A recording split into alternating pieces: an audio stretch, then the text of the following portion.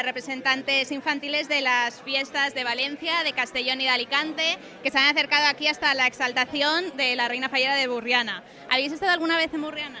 Yo la verdad es que no vine una vez porque una amiga mía fue corte de honor, pero no había estado en ninguna exaltación.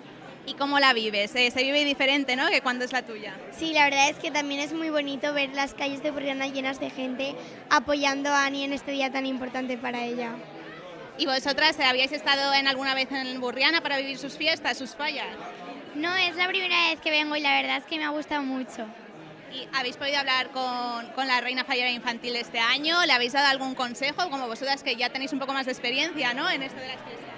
Pues yo le he dicho que esté muy tranquila, que todo va a salir genial, que lo disfrute mucho y que es un momento único.